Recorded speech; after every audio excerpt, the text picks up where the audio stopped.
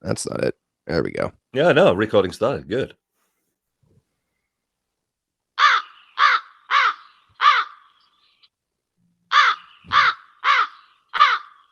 Call. Two men. One named Rich. That's me.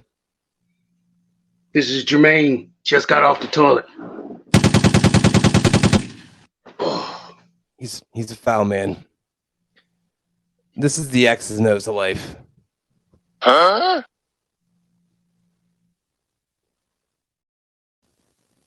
Yep. Yep. That's what happened. I see we're having a very serious conversation here. Oh, absolutely. It's going to be full of a bunch of very large syllable words. Absolutely. Oh, absolutely. I am definitely not 7. So, ladies and gents, I'm back for the second time today, and it's actually funny. I'm getting the kind of international flavor today because I earlier had a fella from Ireland, and now I have a fella from New Zealand. So, I should just really renew my passport, but we'll worry about that. So, what's your name? Hi, I'm Stephan. I'm Stephan Neff. That sounds like one of these kind of show hosts kind of thing here. And behind screen free, we have got Stephan, who likes long walks on the beach. He does. Right, I'm a Leo. Oh, right. Stephan Neff. I'm a consultant anaesthetist in New Zealand, and I'm a man who has had far too much trauma in his life and far too much darkness, and who is nowadays cherishing the light, and who's nowadays trying to live his life as intentional and as productive as it can be. A man who is no longer afraid to feel his emotions, a man who is actually looking forward to the day starting and to waking up rather than trying to curl up in a ball or even worse, trying to escape my reality. So yeah, a man who tries to prove that the past does not equal the future. Well, damn. All right. Well, that got deep. I thought it was supposed to be a funny podcast. You just went down the whole rabbit hole of all the things. No, that's and it's funny because if you just at face value, if you just look at you, very upbeat, very chipper, ruggedly handsome is what you wanted to say. I mean, I would go with the rugged part, but we'll mull over the handsome thing as the time goes on. I may have to start drinking. But so without kind of delving into anything that you are not comfortable with, and all joking aside, yeah, obviously this is a silly-esque podcast, and jokes, funny, whatever. But with this portion of it, there are aspects that if there are dark things that you would like to delve into, we can absolutely do that. It's kind of it's my show, but it's kind of your show type of deal, So, I'm very, I'm interested in whatever you want to talk about here, whatever you want to disclose, whether it be, cathartic for you or helpful for others or whatever you want to, throw a title on there. But I'll kind of give you the floor here. If you want to do your story or if you want to make some dick jokes, it's kind of whatever you want to do here. No dick jokes. I'm a doctor. As a doctor, we have got quite a morbid humor. My wife is a nurse, and my wife is a nurse, and I'm well aware of what in the bloody hell did I marry? Holy exactly. Right. No. Where to go? I think to be of value to your audience, we all have been through times that we don't like to remember too much, and I think it's trauma happens to everyone, and shit happens to everyone. It's just a matter of how we actually either have been shown how to deal with it, and in my case that was non-existent, no good role models, or how we actually have figured out that Maybe if I press that button on the keyboard, pretty much like a chimpanzee, basically hammering around on the keyboard here and thinking, oh, fuck, oh, what's that? What's that? Ooh, alcohol. Oh, I like. Or sex or gambling or whatever it is, whatever happens to be hit first. I think the I reality... like sex and gambling. Let's not, yeah, that's right. They all have their place, okay? Let's make like that. But if that becomes your only mechanism for survival, if this is your only tool to escape your reality of, well, it works for a while, but that's it. And that's pretty much my story. I mean, the bottom line is I was latchkey child of the 70s, basically poor upbringing, not so great at school, was sort of, things were not really lining up for me, let's put it like that. Luckily, one day I figured out that I couldn't stand my history teacher. Man, no one could stand him. He made us do a test every single day. And the test was basically for the news from last night.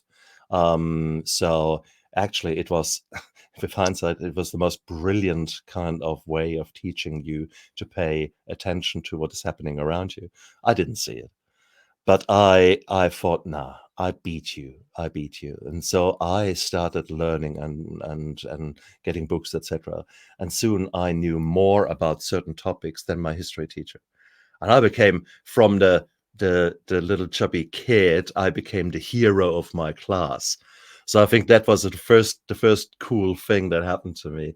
I like it. That the class applauded me. And since then I became addicted to knowledge, but also to working hard. So I guess from the word go, I became a workaholic much earlier than I escaped into alcohol and other things. So the workaholic came first, and that's cool. I mean, that's society appreciates that, society furthers that, which is cool. But then 13, I had my first girlfriend. We were sitting together romantically at the tram station, waiting for me to go home, and a gang had their fun with me, a gang assault, and I ended up getting Really? beaten up. Wrong place, wrong time. And they beat the shit out of me. And that forever changed me. So I brought the gang leader behind bars. He threatened to kill me on release. And he got 3 years. So I knew that I had 3 years. And I didn't have really good role models. So bottom line is I made up the role models myself. And the role models were Bruce Willis in Die Hard, Mel Gibson, Lethal Weapon. Okay, so that kind of 80s anti-hero. And so I became Rambo. Within a short period of time, I started martial arts and did basically... I worked when I was at school during the day, then after our jobs, and then when I was not jobbing, I was training, and my body changed, and I changed completely. I became Rambo ultimately, but that was before PTSD was acknowledged, accepted, known what it is. I certainly had no support or nothing that nowadays I would consider of benefit. And so that left me basically with a very dark period for 13 till about 18, 19, when I moved away from that town, went to university. And then the first year in university, 3 things really happened. Firstly, there was the time before internet, so I knew this guy would never ever find me. So that was quite cool. Secondly, I discovered girls, more seriously. And thirdly, I discovered alcohol. And out of 5 years of darkness, suddenly one afternoon, I was sitting with 2 mates in a beer garden. And it was August, it was summer. We were sitting under this massive oak. And suddenly I heard this laughter. And I realized it came out of my chest. And that was so unheard of. There's suddenly there was still even now discussing it, I get goosebumps, because it was such a breakthrough out of darkness. And it was clearly the disinhibition of the alcohol. And the alcohol then gave me really this wow. And it was a very beautiful, beautiful feeling. And regrettably, it linked itself forever with you get this memory building. Oh, wow. In order to feel this good, I need alcohol. It's a Pavlov thing. Isn't it? But it was very powerful and very quick. And initially, alcohol serves a purpose, and it was a very good friend of mine. There are many, many cool things that alcohol can do to you. I had the body of Rambo, and plus then a bit of a shy dude that gets disinhibited. Hey, the girls loved it. Okay, so there was a lot of benefits there. Alcohol did a number on my sexuality because it is at some stage I was able to quite happily manage an erection. And I could ask a girl, well, how long do you want to make love? Typically she would laugh and etc. And I said, well, half an hour? Or what do you want? And she said, no, 3/4 of an hour. I said, okay, here we go. You're sitting here doing math with shots. You're like, all right, 3.5 will get me. There we go. Well, something like that. Something like that. When you were at the right level, anything goes. So there were many advantages of alcohol, but remember, I had that. I now had the tool of a hammer, so everything looked like a nail. So I only had one way of coping, actually two ways: working and drinking. So these were my two things. Workaholic. I was workaholic long before I was an alcoholic. And yeah, that was that. But needless to say, trauma will continue in your life. And if you only have one single coping mechanism, which is to run away, well, that doesn't go so well. And I think I want to paint that story because there are many of you guys out there who will have exactly the same thing. You will use different words, but ultimately a very similar kind of thing will have occurred. Something will have occurred in your early childhood. Maybe not so nice things, maybe a feeling of abandonment. Somewhere some bloody core beliefs are getting laid down that are typically a heap of bullshit, but they're lying, these are sort of programs underneath your consciousness. So I am a failure. I'm not worth it. I will never amount to anything. Money is bad. All men are evil, etc., etc. These are little shitty programs that run well below the surface. So often enough, unless you do some work, you don't realize what is going on. But they indirectly impact your behavior later on, because your body and your mind automatically looks for proof that these core beliefs are true. So all men are evil. So as soon as you see one man treating a woman maybe not so nice, even if it is your perception, might not even be the truth. Oh yeah, there it is. See, men are evil, etc.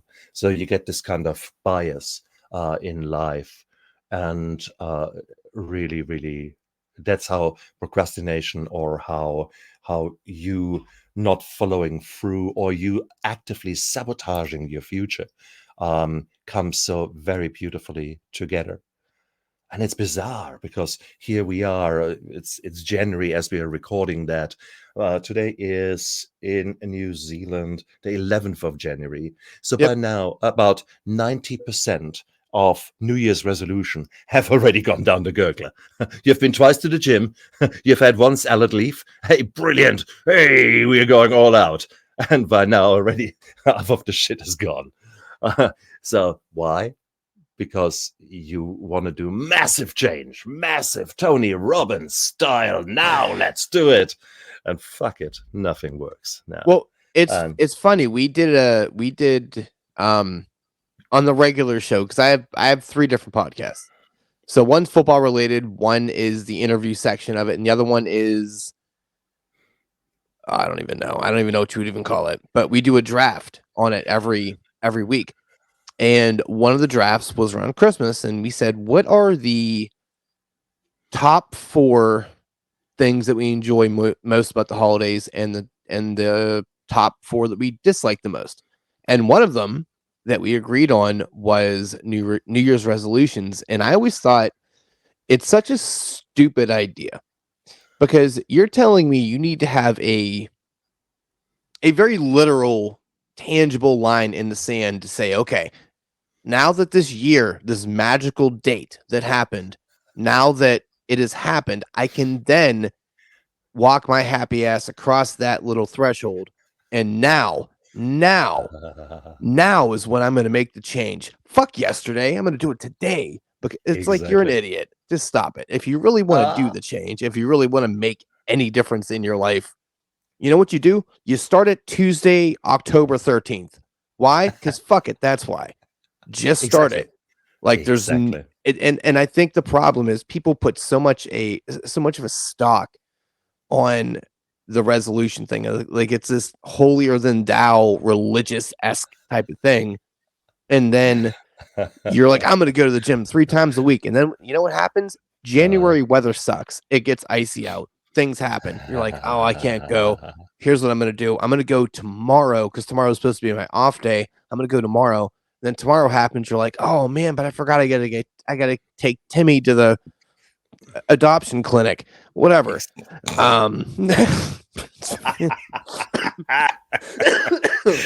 You know, and then guess what happened? We're habitual creatures. And then you're like, well, I'm out of rhythm. I'm not going to the gym. And then there goes your super definitely resolution you were going to do for the last 10 years that every year something happens. Like, why don't you just do it under your terms instead of some preordained kind of idea that you have mind ninja'd yourself into thinking, well, the whole world is watching me. Guess what? No one gives a shit about you. It doesn't matter. Nobody's watching. Nobody cares. But now you touched upon integrity, because that is the definition of integrity: to do the right thing when no one is watching. Yeah, and that is what not many people do. That not many people have the strength or the skill or the workarounds to actually do that. And I think that is where you need to learn those skills. But in order to learn those skills, in order to tame it, you need to name it. So you actually need to see, okay, what is procrastination? How is it defined? And where does it fit for me? What are other maybe not so nice things that I'm not so proud of, and actually write those things down. So whilst I absolutely hate that concept of New Year's resolution, what I love is to do a goal setting workshop, or a little mini retreat for your mind, however mini that is, where you actually sit down and actually think, okay, what went well in 2023? Fuck all. Okay. What 2024? Okay. What could go a bit better? No. So basically, who do you want to be when you grow up? Yeah. And then try to figure out, okay, so right, you want to be 17 again. Well, that probably doesn't work. Okay. Why do you want to be 17? You want to be happy. Okay. What I just don't want to be in pain. I want my body to feel like, hey, you didn't wake up mildly incorrectly. Okay. You know? So, yeah. And so cool. We've got the goal there.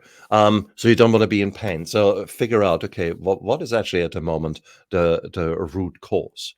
What is causing you pain? The wife. I was more going for a toothache. That would be easier to extract. Okay. Oh, well, I can look. I know some guys. I can extract her out of this house. That's fine. I think, and okay, let's go with the wife. Because, well, maybe I shouldn't give advice because I am at the moment going through a divorce. So, you know. Oh, shit. Whoops. Sorry, man. No. It's actually good because we have lived apart, and whilst we were a big part of our lives, we have drifted apart irreversibly, and it is what it is now. So but that's reality again. That is not me running away from my feelings, or I pretend it's not happening, or I hide it. No, it is what it is. there are lessons that I can learn with regards to any future relationships or any other relationships in my life. But bottom line is you need to accept it for what it is, and we often don't do that in a productive way. What do I mean with that? How many thoughts do you think you have per day? Oh God. I mean, thousands. I mean, Okay. I'll yeah. give you the answer in a moment. Can you tell me one concrete, direct thought that you had yesterday? Nope. Okay. Not So the not answer, that's anything that's like, I mean, other than work related stuff, like yeah, podcast related stuff, yeah. not really anything super important or memorable Mhm. that There you go. would strike out. Yeah. So the answer is between 10,000 and 70,000 thoughts. Oh God. Now, that's a hell of a lot of thoughts. Yeah. And the problem is most of us are just running through life, and these thoughts are coming, and some of them are actually probably genius. Some of them are absolute bullshit, but they're just coming. And the thought is something ethereal, something weird that is going through our head. When you actually write things down, when you begin to literally document something, that changes. So similar to changing a dream to a vision, which means become clear about it, become absolutely crystal clear. That is what words do. You actually write down, I feel shit today because, or I feel really good because, boom. Once you actually put it in words, it becomes a vision. It becomes something very clear. And we don't do that. In order to put things into words, we need to actually stop and take stock and actually reflect. Most of us don't do that. It's And we just running convince around. ourselves. We convince ourselves that we're too busy and too important to stop for literally a microsecond. Write that down. Exactly. I started Exactly right. doing that while I'm podcasting, right? Because I have a planner. I have a little podcast book I can use too, and I always sit next to what I'm doing with a notepad because I have shower thoughts. Ironically enough, the reason my podcast started, my co-host was my boss, and then we were just super not super professional. It just wasn't a thing. But when we would have our meetings, we would just talk for an hour and a half about random whatevers. And that grew into a great friendship to the point where this guy was a groomsman in my wedding. So we were just sitting here thinking like, buddy, we gotta put this somewhere else than just in our little circle. Like we have to. And then one day I was like, hey, stop being a pussy. Let's go. Let's do this. And he was like, fair enough. And then we started, and about a year later, here we are. But it stemmed from just our random conversations and nonsensical things that evolved and went down rabbit holes and peaks and valleys of whatever.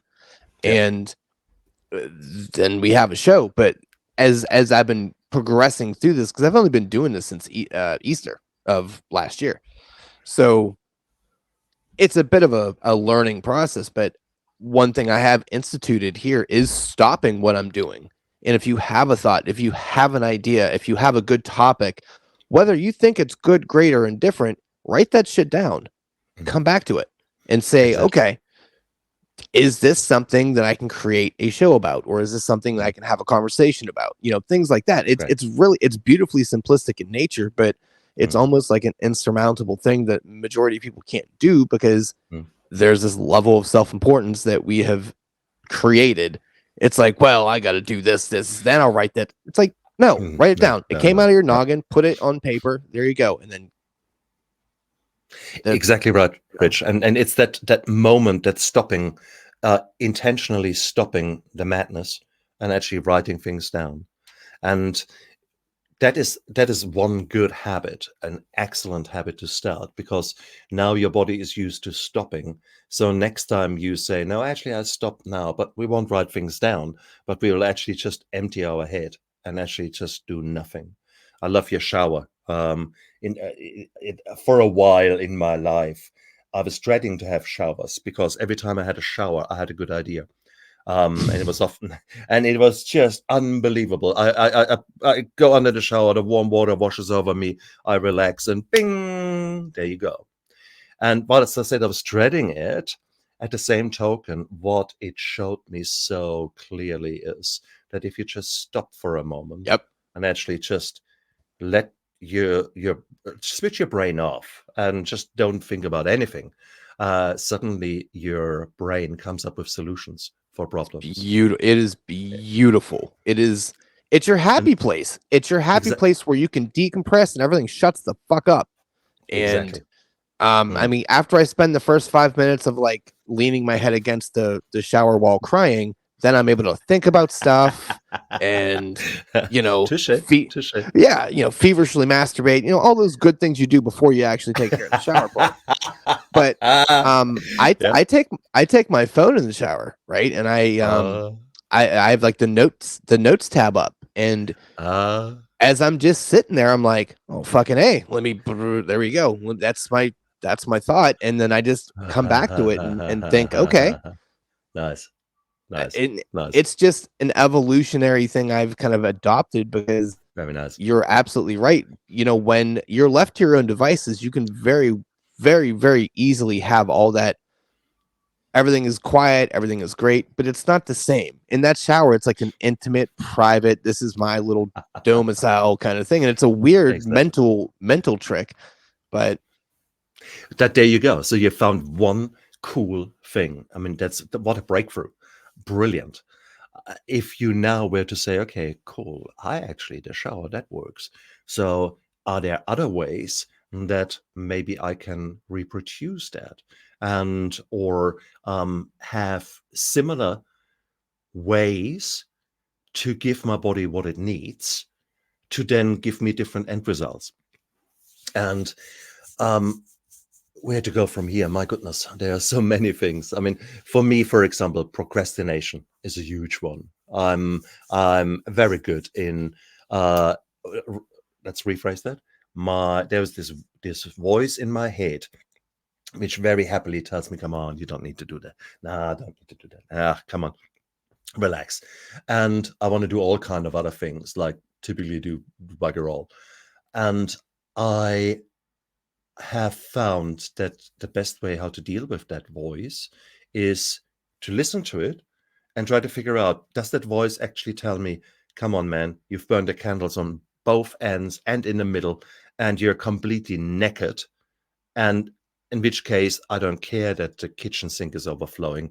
In this case, I say, actually, everything hurts me. I'm tired. I need now time out. Cool. Brilliant. End result. Good.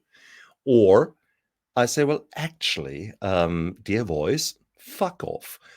Because I've slept well. I've actually hydrated. I just had a coffee. Just 1 second. I actually had a coffee. Everything is superb. I'm up and running here. And so no, you are just telling me bullshit. And in this case, I very strongly subscribe to the 5-minute gardener. The 5-minute gardener refers to the concept that you actually take action, and that you take action in a consistent way. If you imagine that you have got a garden, and from now on you decide to do every day 5 minutes in your garden, regardless, whatever it is, never more, never less. And after a week, you see a difference in what you've done in the garden. After a month, your family says, oh, actually, our garden looks nice. And then after 3 months, you probably get bus tours coming along and say, whoa, great garden. So that is consistent small actions every day. It doesn't have to be big. You're right. No, on the contrary. And especially when I'm full of procrastination and full of, I don't want to do things, then I take one small job a low-hanging fruit, something that's easily done, and I get on and do it. And it's actually just bizarre by me taking action. So I hear what happens is I come there, I see the kitchen sink, and the procrastinator said, "Oh God, no, I don't want to wash up." And immediately the other guy in my head says, "Well, actually, that takes you about 2.5 minutes, if that. Come on, I'll show you how to." Bang. 2.5 minutes later, well, those 3-4 dishes are done, and boom, I've taken action. I now take time to celebrate the win and say, "Yeah, come on, cool. Hey, I beat the procrastinator." And then I say, "Well, what can I do now?" And it's that kind of thing. And even if I'm in a really downward mood, I can often pull myself out of that by taking 2, 3 small actions, and suddenly I'm in a complete different frame of mind. And suddenly I'm actually feeling good and getting on with the day. So it's really, really beautiful. So find ways that are different, create habits that are reliable in their outcome and that are likely to pull you towards the future you who you want to be, rather than maybe the past you or the current you, or the future you who you don't want to be. Let's put it like that. So we all have got the same amount of time, and we all have got the same amount of seconds in a day. And there are days when you just say, "Oh, fuck it." There are other days when you actually say, "Come on now."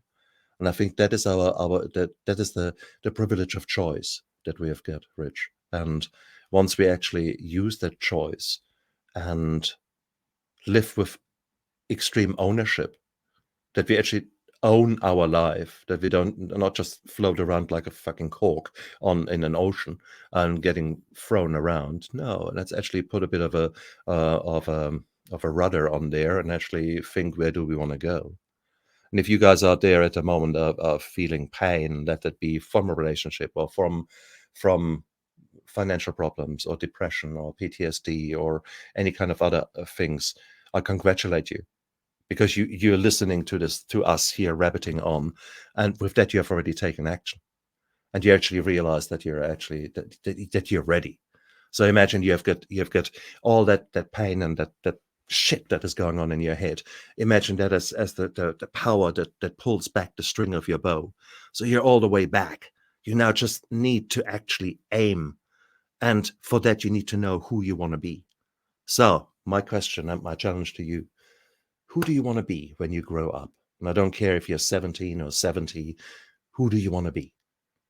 Get that picture in your head and write it down. Be crystal clear, absolute crystal clear who you want to be. Exact. I want to be rich. Fuck that. No, how rich? 1,250,000. Okay, cool. Write that down. You want to be? I don't want to be fat anymore. Fine. What's your weight? How do you want? Get precise. Get absolutely precise. And basically, I like that. Guess I goal like that. setting. Well, Huh? because it's not obscenely. It's not. Oh, what's the word? It's like purposefully. Oh, I can't think of the word because I'm an idiot. For lack of a better term, it is by no means vague, because anybody can say, No. "Hey, I would like to lose weight. I would like to make money. I would like to get a better job." Well, what job? Like, you need to have you don't need to build the game plan, but you need to have that end goal, but have it be specific. Because then if you're 200 pounds, I want to lose weight. Well, you're down to 195 now. Did you technically achieve your goal? Yeah, but it's because you didn't really make a goal. You kind of made like a brief outline. So so your head, will convince you, "Oh, I already achieved my goal, so I'm fine." It's like, no, you didn't. Exactly. So be specific about your goals and write them down. And when you say you write them down, with that, again, you slow down your head, you slow down your mind. To write things down, even by hand, is better than actually on a computer. By handwriting, you activate other areas of your brain that assist you a little bit more likely to with the problem solving. But the brain has got the answers. You know already the answers. So the question is, are you asking the right questions? And typically, the question is, oh, why me? Why me? Well, guess Why what? not you? Your brain comes up with 20 reasons why you don't deserve that money, why you don't deserve happiness in your relationship. So why me is the shittiest question you could possibly ask yourself. The It's question an of open-ended pity question. It's an open-ended yeah, pity party, really. absolutely, exactly. So maybe rather ask, okay, who do I want to be when I grow up? I love that question. It's just because it's so funny. I mean, I'm 57. Have I grown up? Probably not. So okay, so who do I want to be in 6 months, a year, 5 years time? And we often overestimate what we can do in a year, and we typically underestimate what we can achieve in 5 years. So bottom line is the consistency of your action and the sheer fact that you need to figure out what is your end goal.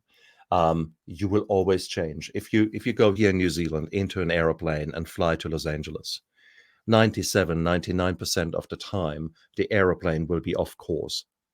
That's normal. That's how it works, because wind will buffet the airplane, and there will be micro errors, etc. So not half, most of the time you're off course. That's cool. If you don't check your goal, and if you don't think about where do you want to end up, well, you probably end up very soon somewhere in Russia or in I don't know, camping on the Golan Heights. It's probably not the end result that you wanted compared with your original holiday destination. So bottom line is, you guys just be clear what you want to do, and then actually think, well, how do I get there? And this is actually so beautiful. And coming back to the 5-minute gardener, you were saying earlier on with your relationship, I want to have a different relationship. Well, imagine you do the 5-minute gardener in your relationship. Imagine every day 5 minutes you spend on your relationship. Well, what's interesting is, I mean, I'm not obviously, but I'm being facetious about the wife. But what's interesting is we hit a snag, and our snag was we kind of started.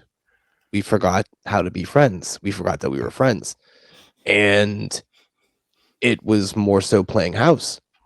So we evaluated what we had, and we're like, yeah, I don't think either one of us are really putting in the effort to do that. So let's do that.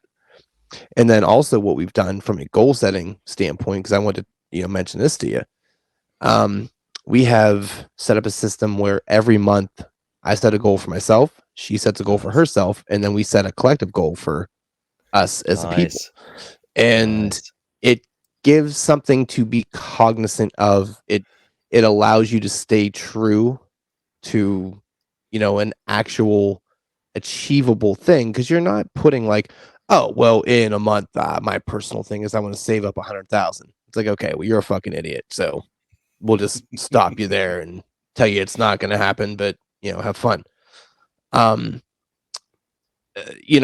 regards to your 5-minute garden, look, I get in places where I'm like super productive, and then other days I'm like, yeah, I'm not doing that. I'm all set. But I will tell you, the endorphins and that kind of weird rush you get from doing something, whether it be minuscule or big, with the completion of it, there is a level of an accomplishment, and that I don't think that ever really goes away.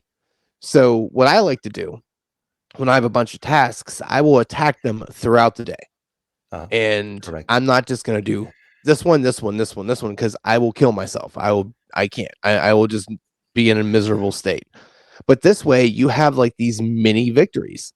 And, not only are you able to do what you want to do in between said victories, you get that rush. You're like, oh, yeah, and you're not saying it out loud, but you're like, yeah, dude, that felt great. Let me go do that. Let me go do that other thing, because I like that. I like that feeling. And then when I'm done, I get a little treat of doing what I wanted to do in the first place. And it's just as much as your mind can trick you and play with you and make you have these negative things, you can use that to your advantage and allow Absolutely. it to do the whole, well, all right, Absolutely. there you go. Absolutely. So let's talk about to-do lists, because that works well in there and how you use them. Some in the past, I wrote myself shitloads of to-do lists, and I still do to today. These lists in the past, I mean, Superman on speed would not have been able to even do a quarter of my to-do list in that day. And therefore, I could never achieve the to-do list. And because I couldn't complete it, that was proof to me I'm a failure. And what a fucked up core belief, honestly, man. But that was something that really ran as a sub program underneath the surface. Nowadays, I still do to-do lists, but I use them very differently. They are not to-do; they are my little win lists. I look at them positively. So I might write down 25 things that I think I want to do today, but they are typically not become rich, but very specific. Wash up or weed the left garden bed, or something like quite specific. So, and something that is small that I can tick off. So maybe not 5 minutes, but maybe within 20 minutes or something like that. And then what I do is I'll go through, and there will be days when I'm creative. I might work on my show. Might be days when I'm actually far more analytical, and I might do invoices or whatever it is. So I'll tick those things off that come naturally to me, the low-hanging fruit. So do them. And then typically, very quickly, the day either changes or gives me an idea what is most likely to work well today, and I tick those things off. Now, those things that are still then on, I don't see them anymore as failures, but I see that, oh, brilliant, we do that tomorrow. And so they get then transferred into the next day, because they were like thoughts. They were obviously important enough to me that I wrote them down. So therefore, okay, it deserves the respect that I actually transfer it over. And then tomorrow, if I'm might be more in a mood, or maybe circumstances allow me to, that I deal with that. And that's exactly the way I nowadays live. That I see the direction, and I see the path on which I am and where I want to be on, and I follow that path. I'm not all focused about the distant end result, but I'm focused on here and now. What can I achieve here and now? What can I do now? And that's so beautiful. Right now, I'm sitting here with you, Rich, and I'm having a great time. I'm focused on just talking shit with you, and it's beautiful. So my mind is not thinking, oh my God, later I need to do X, or, oh, yesterday I really fucked up there. No, I'm living here and now. And that is what I love so much. That's a hard thing for people to do too, because I think naturally it's a weird hybrid of instant gratification and then also not being able to enjoy the here and now. So you want everything right now, but then when you get it, you're like, ooh, a squirrel. It's like, what the fuck are you doing? So true. The last 2-3 days, it's summer here, and I had neglected a bit my backyard, so I was water blasting the hell out of the backyard, and I at one stage I thought, oh fuck it, my hands were shaking from the blasting, so Okay. I suddenly had this idea, and I thought, okay, fuck that, I'll sit down, I set the camera up, and I did a photo shoot there and then, the zen of water blasting, with me sort of with the water blaster in my hand, etc. And it was cool, and it was actually exactly that. So I'm going to write a short story or a little article for my social media about the zen of water blasting, the living in the here and now. Look, man, so we have I guess it's the same general thing. It's like a power washer, and we have this on the front porch. It's this 2x4s kind of on, as a porch, whatever. And there's shit that gets in the little creases, and it is such a weird, oddly satisfying thing to spend an hour just blasting that shit out of there. And you're like, yeah, exactly. is so enjoyable, and for Isn't it? all the reasons, and there's no reason it should be other than it's just being clean. But I guess Exactly. just the expulsion of this being here, now it fucked on off. I'm like, I did that. You did exactly. You achieved something. You actually spent time, and because you focused on that mini kind of movement there.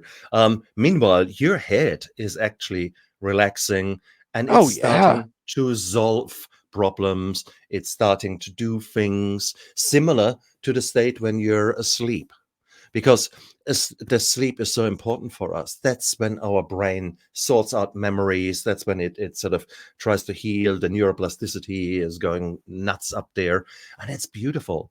But it's those moments when we actually take time out, so to speak, for our brain. That is when the miracles are happening.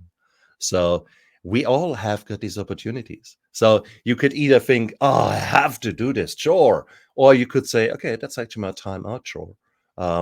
And it is, we can reframe and rephrase the way our life works. And the more you practice that, it's like going to the gym. First time you look at these weights and you can barely lift even the smallest weight, and 6 months later you're throwing those things around as if it's nothing. It's the same with coping mechanisms, with life skills, with habits. Once you start cultivating intentionally those things that will pull you predictably into the right direction, or at least into the direction that you want to be, wow, that is where shit really happens. And that's, I think, really cool. It's funny because you hit the nail on the head, though. You think about it, like 99% of the time when you have a task and you put that task on the back burner, you're like, all right, I'm gonna get to it, and you keep doing it, keep putting the task go, and then you find, because you're dwelling to start on it.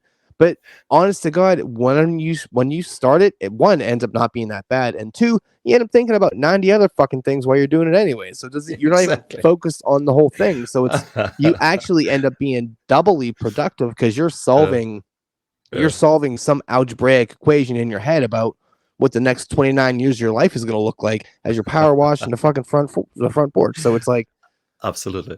Exactly but right. it's that thing, you're letting your mind kind of control the narrative of what you're trying to actually get done and what you should really get done. If there's like a dead body in between the cracks on your front porch, you should probably handle that. Like, I don't know. Or you need to be more careful not to leave any evidence. Okay. Well, you know what? I forgot to get the knife sharpener. So Yeah, what do you does that. Fair enough. Power washer works, I guess. I mean, it takes a lot longer, but you ever get a power washer on your leg for a little bit? That some bitch will start to get a little sore. So, Oh shit, man. So yeah, this is we have got such beautiful power in our mind. And I haven't even touched upon the fact that this mind is actually connected to a body. And we often mistreat that body so badly. Our nutrition is often shit. And people just don't know it because they have not been taught it, or they've not embarked onto a journey of nutrition, of growth, etc. So the bottom line is, once you then actually start looking after your body in the sense, specifically nutrition. We have got a problem that 80% of the stuff that is sold in the supermarket is not food. Food is defined as something that nourishes your body and that helps your body to become whole and become the best thing. So therefore, fuck me. I mean, that is the standard American diet is not for nothing abbreviated as SAD, standard American diet. So okay. Yeah. So therefore, we got a lot of fatties over here. A lot of people that are just, and the problem is, healthy food is much more expensive, and the bad food is much more affordable and much more easily accessed, and that's the problem, isn't it? But it's then again, it's a bullshit excuse, though. Like, it sounds good in theory, but it's a bullshit excuse, because realistically, you can eat, okay, generally speaking, anything you eat you can improve on, because Stop buying frozen stuff. Don't do it. Eat some vegetables. You know what you don't need? 9 candy bars. Stop doing it. And that's again, remember the goal setting that we said, and the kind of living intentionally. I did 4 or 5 days ago. I did a nice cooking session. So I got myself some venison mince, some really lean, gorgeous mince, at 2-3 kilogram, and then I took 12 different vegetables. And prepared them either as roast or roasted vegetables or as whatever. And I made a very spicy kind of I call it Mad Bambi. Basically spicy venison mince with shitloads of vegetables. Heaps of cauliflower in there that I use instead of rice. So I've got this. I had kilogram and kilogram and kilogram. 16 portions of food there that I then froze. So I know that this is the healthiest shit I could possibly eat. And when I come home tired from work, the only thing I need to do is put that thing in the microwave, and I know exactly what is in there, and I know exactly it's what my body wants. Thank you very much. So by actually being proactive in such a way, that is cool shit. If you say, the healthy things are too expensive, give you an example: gluten-free bread. Gluten is really not. The wife has to eat gluten-free, so yeah, I'm also diabetic, so it's kind of one of those things where and it is quite expensive, certainly here in New Zealand. I mean, you talk a lot of dollars for a small loaf. So I thought, fuck that. Well, I know how to bake. So let's figure out, how do you bake a gluten-free bread? And the first one was very weird. It was like a Christmas cookie gone wrong. And I was about to chuck it away. And then I realized, actually, this is a Christmas cookie, a healthy Christmas cookie. And I thought, okay, no, this is not my bread. This is something like a little treat. And it actually worked very well. Thank you very much. Nice. So nowadays I do a different combination of things that is actually much, much, much cheaper than what I buy in the shop, and I know exactly what is in there. And it's actually that's always helpful. Because, that's always the thing. Knowing what you're actually chucking in your body is because look, it's you know what? It's actually super funny because I just thought about this. So we went to we have 5 cats and a dog. And we went to a pet expo, and we actually get the puppies' food. It's mailed out from New Zealand. It's called Country Pet, I believe is the name of it. And it's just rolls, and it's like venison, and then there's like lamb and vegetable, and it's just it's ironic because we tend to pay more attention to what we put in his body than we do ours. Oh, I love it. There's an insight. Okay. Right. And his food monthly costs about $130. That lasts him a month. And he doesn't have opposable thumbs, so he can't grab a fucking frying pan and start working. Like, he is relying on us. But it's just a funny, weird thing that we're like, oh, hey, little buddy, you're gonna eat all the super natural stuff. Oh, what is that? What is that? Is that a pizza roll in your fucking hand, fatty? Yeah. Okay. Good. It's silly. That's a weird thing. Point. But again, that is the realization that you just had. And now what you can say is, okay, actually, right, how do they make that shit? And once you actually figured it out, you typically think, that's actually not so difficult. And we've started a meal prep here. We've started a meal plan and do things like that. I mean, cool. Literally one of my favorite things to eat is chicken, veggies, and soy sauce. It's like, it's the tits. And there you go, man. I could live off that like that. But we have started to actually really, really pay attention to all of that stuff. Nice. And it doesn't really cost us more money. It's just buying smart and eliminating dumb shit that we didn't need. Exactly. And it It's doesn't simple as cost you that. more. It, on the contrary, I disagree with that it costs you more. It only costs you more if you just say, okay, I want the healthiest shit, and they sell you. The moment there's a health tick on it, they put $2 on it. No, actually figure out what you're eating. Right. Can you produce it yourself? Okay, you've got a garden and you're living in a climate that allows you to grow something. I mean, if I throw some seeds over my shoulder here, and by the next day I need a machete to actually get through the fucking garden. Yeah. So we are in a very good climate. There is no reason why we could not grow things. That's one of my pet peeves here. When I drive through the poorer parts of my town, there is lots of gang insignia and Yeah. rusting hulls. There's not a single spinach leaf in sight, but there's lawns. And you think, oh, fuck off.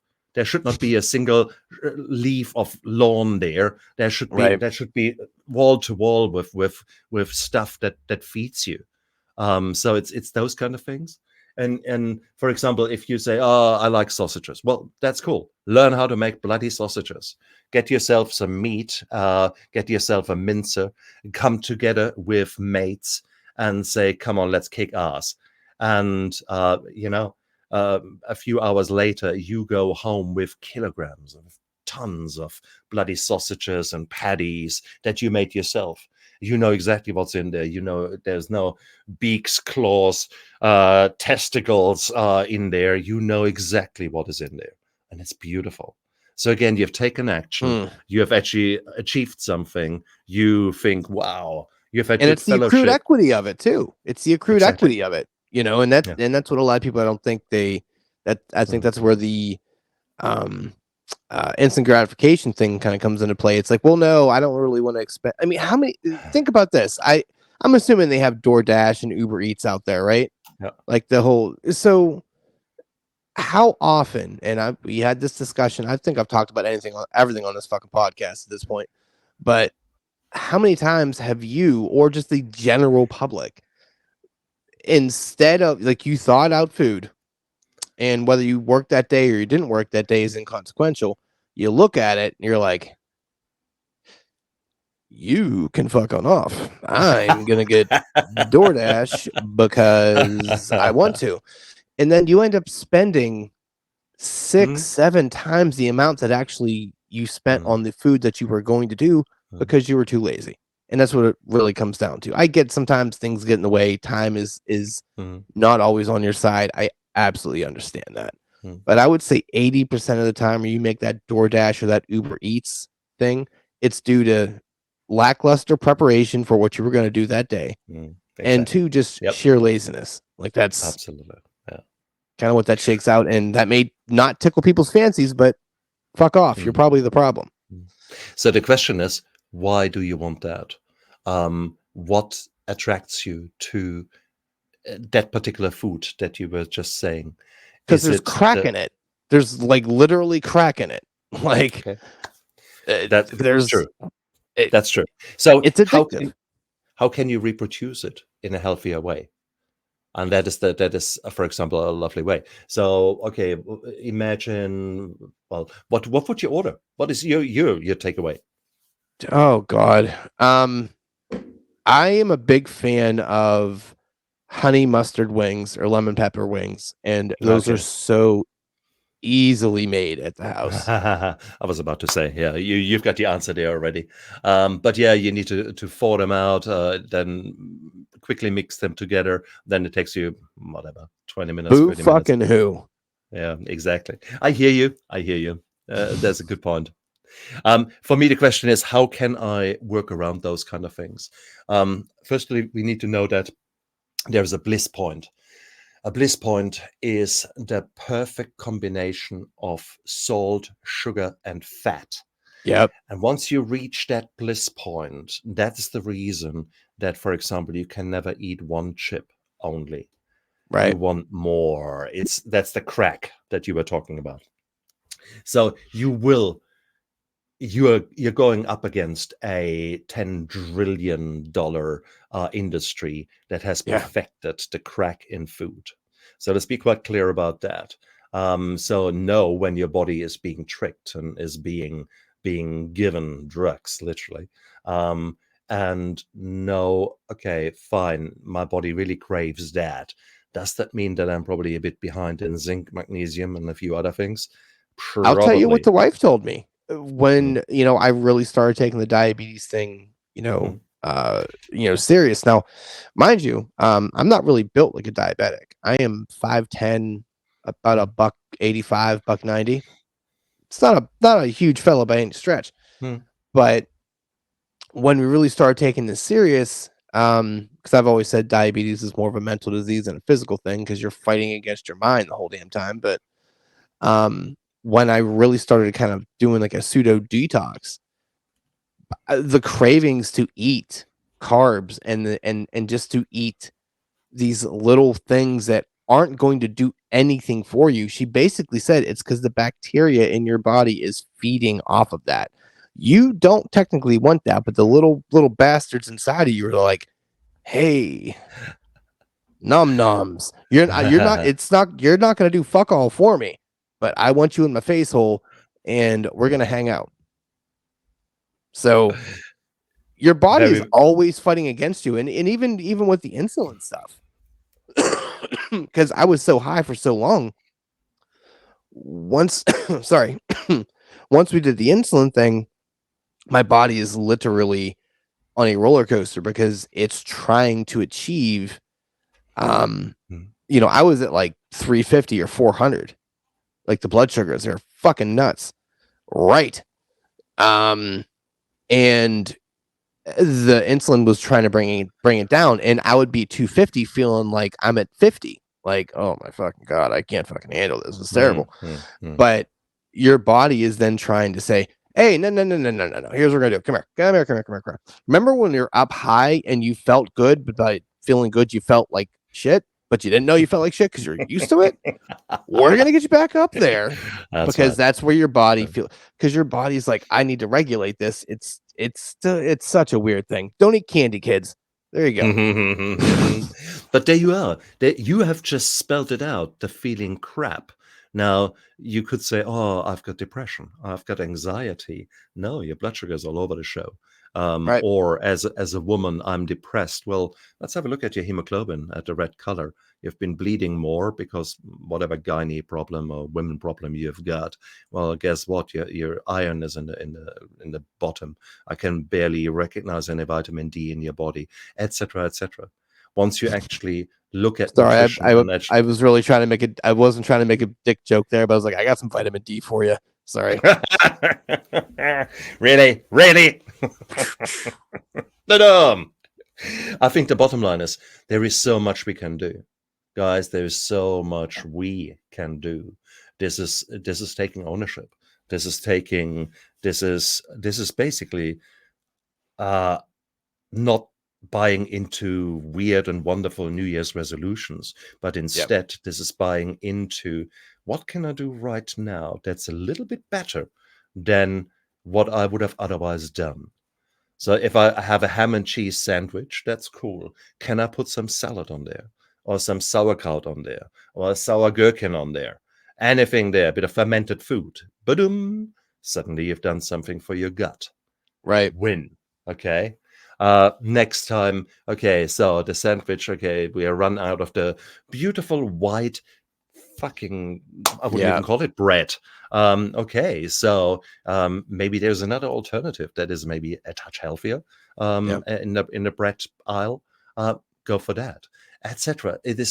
There are so many little wins things. is what it is. It's exactly. a series of little wins that improve your general disposition, your body, your health, just your happiness, and just making, because you make a great point. Like, everyone wants to make these changes and do better, because I don't think anyone's just waking up like, I'm gonna do some shitty things to myself because I don't want to be in a better place anymore. It's like, okay, let's be honest, there are people like that, but generally there's a subconscious part of you that's not overtly saying that, but your body itself is like, yeah, I mean, that sandwich looks great, but like, why don't we, instead of doing, this dressing on it and this dressing on it, why don't we add something with add a tomato to it?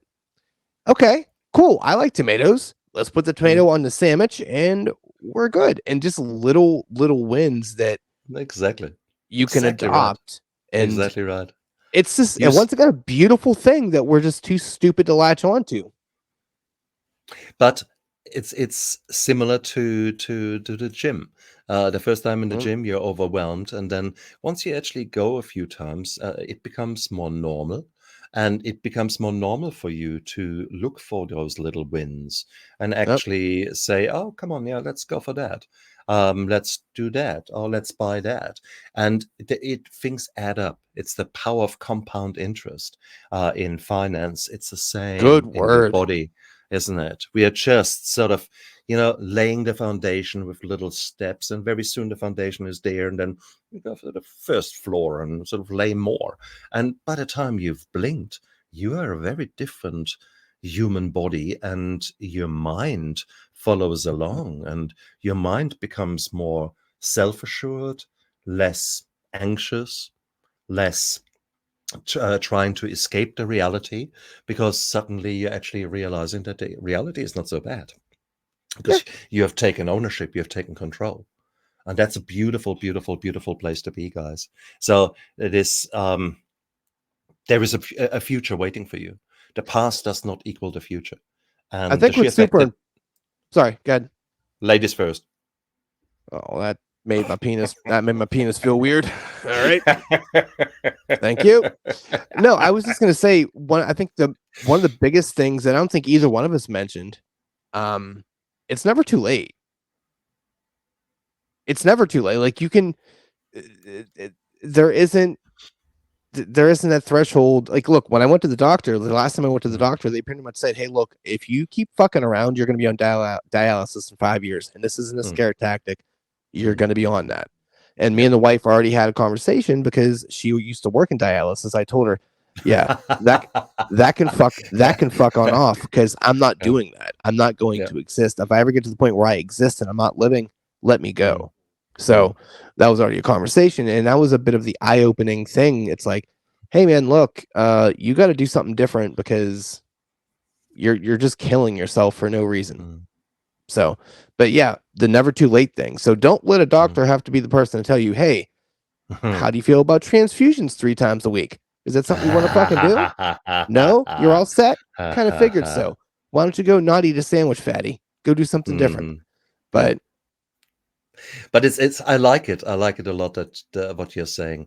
This is, we have got the power of choice, and whilst it is the power of choice, it's also a privilege of choice. yeah, You don't have to live the life that you're living at the moment. It's just for reasons whatsoever you ended up in that place, yeah. and it is many things you can't do anything about. But you will be astounded. You will be blown away by how much you can actually take control of. Mm-hmm. And if you're struggling with money, I mean, if you were to sit down with someone who knows a little bit about creating a budget, then suddenly you will find hundreds of dollars Oh my that are god. going down the drain, or you Can I find, tell you what we used to do? This is shoot, the dumbest thing. I have a bank account. She has a bank account, and a lot of the bills are in my name, and some of them were in hers. What we were literally doing. Do you know what Zelle is? nope, So it's kind of like do you know what Cash App is? no, we don't have that Okay. here. Essentially, it's just the ability to send money to my bank account to somebody else's bank account.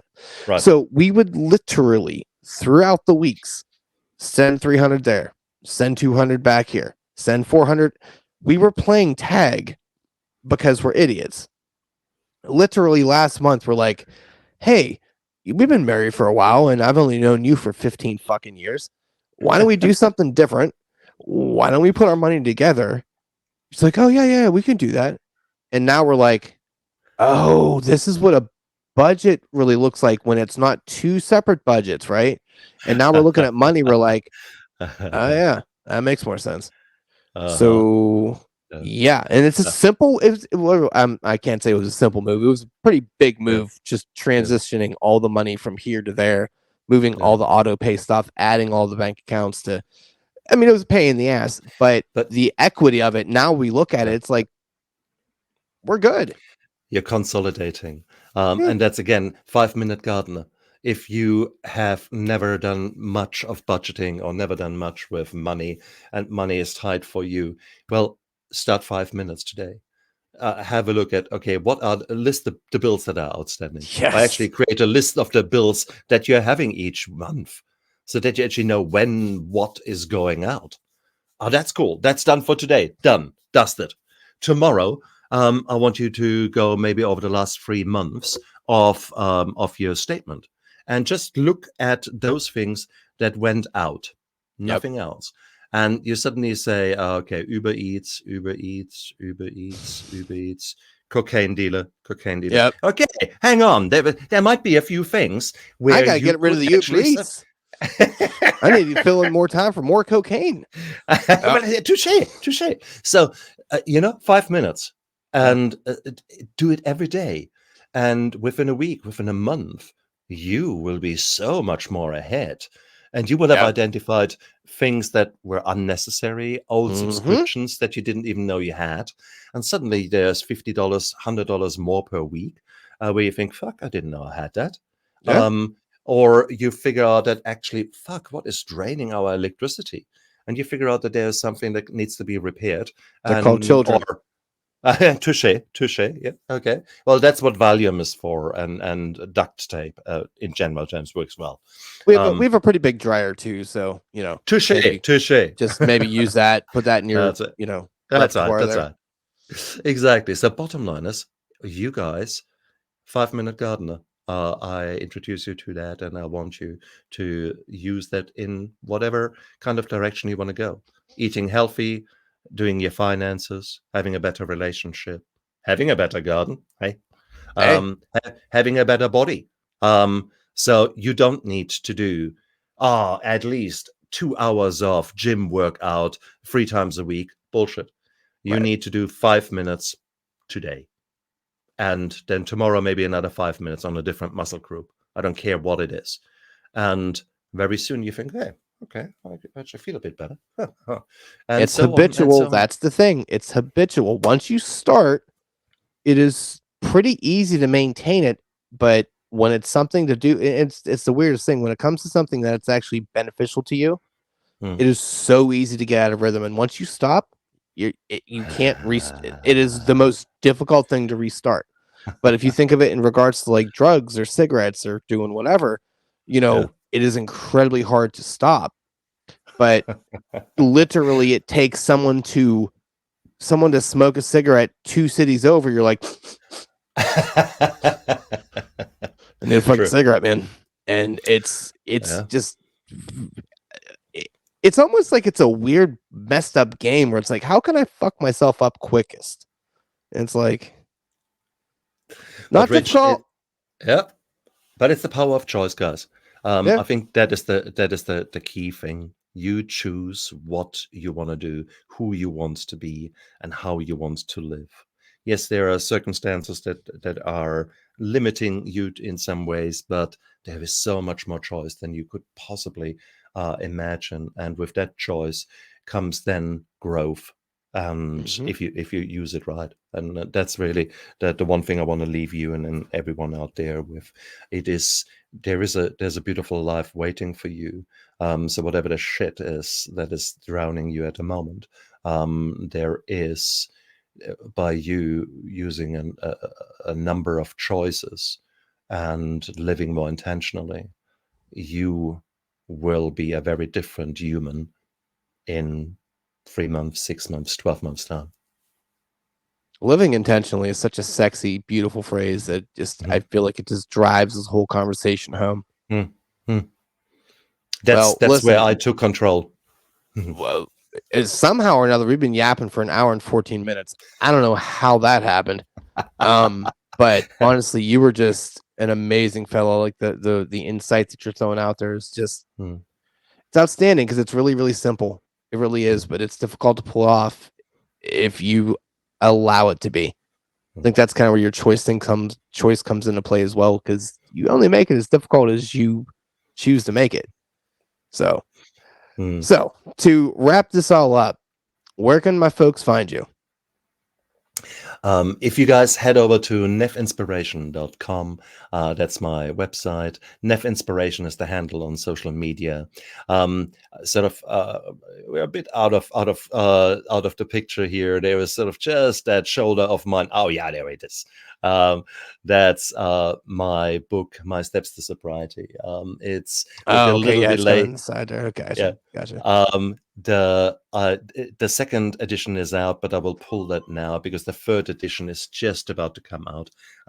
So within a month, it's going to be the final version, and a beautiful mature book that now can go out there and where people who are predominantly at this moment in life struggling with sobriety, where I share a bit of my story, where I break down the 12 steps into something sensible and easy and logical, and where I then go through some of the challenges that life will throw at you, and give you maybe some action plans, etc., to prepare you for the inevitability. I mean, if you drive a car, it's inevitable that you will get a flat tire sooner or later. That's why you have a spare, and you better know how to change a tire.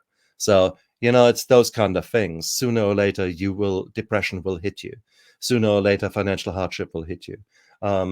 Anxiety will wash over you. So many things. So why not talk about it and put some action plans together from the word go, so that you're prepared. So when the shit hits you, and you think, oh, okay, I thought about that. I know what to do. So you're somewhat prepared, yeah. Well, exactly. So this is sort of the book that I've put together there, and My Steps to Sobriety, third edition, coming out it's now start of January, probably start of February. Oh wow! Okay, so that's cool. But otherwise, Nef Inspiration is the handle and the website where you guys can find me. And I'll post that link in the show notes there. I always put that up top so everyone can see, because everyone's already seen my bullshit, so that's fine. They don't need to know that anymore. But I just want to thank you for. I mean, it was worth the wait. I was glad once again the scheduling thing finally lined up. You've been great, and hell, this thing has been more cathartic for me than anything. Just coming up, because once again I was coming up with like ideas. I was piggybacking off the things you were putting out there. I'm like, yeah, man, this is what we were doing, and it's like I was unintentionally following your steps all along. Perfect. Yeah. And that's sometimes when we are sort of out there, there's so many doubts and so many thoughts in your head that are stopping you. Sometimes it's just nice to actually hear, okay, hey, cool, what I'm doing is actually on the right track. Oh, hey, yeah. Rich, I'm so grateful that you have invited me to be a guest on your show. It was an absolute privilege. Thank you so much for providing this platform to talk shit with people, and so that other people can learn, etc. Having said that, now that you were tempting me with a dick joke all the time, I think, okay, I need to bring one in. My girlfriend recently, my new girlfriend, she told me that she doesn't mind a small penis, and I personally thought, well, I would have rather preferred her without a penis. But hey, sometimes you just have to. You listen. You gotta handle what you gotta handle, literally and figuratively. So Okay. So I had to go there, for fuck's sake. It's all right. I mean, look, I feel like it'd be remiss if you didn't. Touche, the way we started the show. Yes. Thank you so much for what you're doing. You're an amazing man. Thank you, buddy. I appreciate it. Well, listen, thank you so much for your time. And this will be uploaded tomorrow. So I'll send you the audio and the audio video file in the email that you sent me. So, yeah. So I'm looking forward to seeing the responses here. All right. Well, you take it easy. All right. Absolutely. Look after yourself. Will do. Thank you.